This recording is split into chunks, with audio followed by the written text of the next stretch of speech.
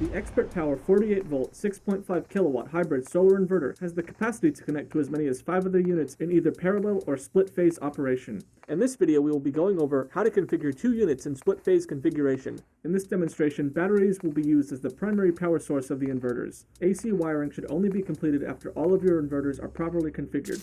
Warning: a certified electrician must perform the final installation. We do not advise doing this installation yourself. We only wish to educate you of the process needed to hook up a hybrid inverter.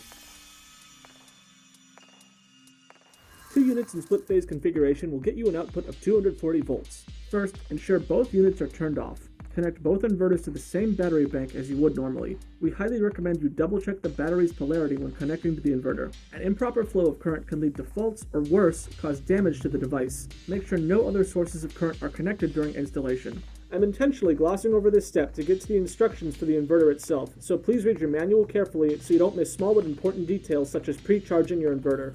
After attaching the batteries, turn on a single inverter by pressing the gray on-off button near the LCD screen. Once the inverter finishes booting up, press and hold the fault button on the bottom right for 5 seconds to enter inverter setup mode. Use the down arrow key to navigate to program 28 and set your inverter on standby mode by pressing the on-off button again. The gray power button should be sticking all the way out to signify that the inverter is in standby mode and will automatically shut off in 30 seconds. Before that happens, press the fault button again so we can change program 28 settings, then press the down arrow button repeatedly until the inverter shows flashing text reading 2P1 in the left corner of the screen. Press the fault button one more time and then the circular arrow button on the top left corner of the detachable screen to save.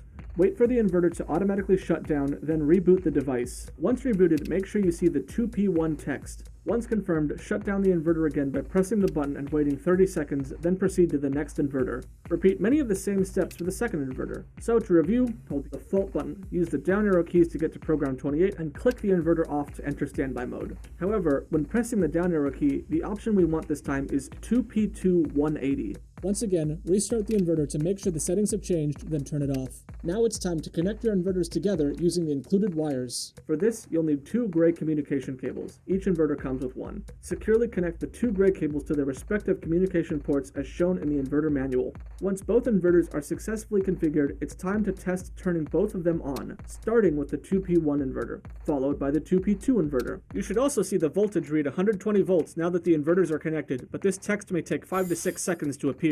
Keep the inverters on for 1 to 2 minutes to make sure there are no faults. Once you have confirmed this, you are free to turn off all the inverters and finish your remaining wiring. When turning off your inverters, you should also go in sequence, switching off the first 2P1 inverter and ending with the last 2P2 180 inverter. We recommend labeling your inverters respectively to help distinguish between multiple units during maintenance or installation.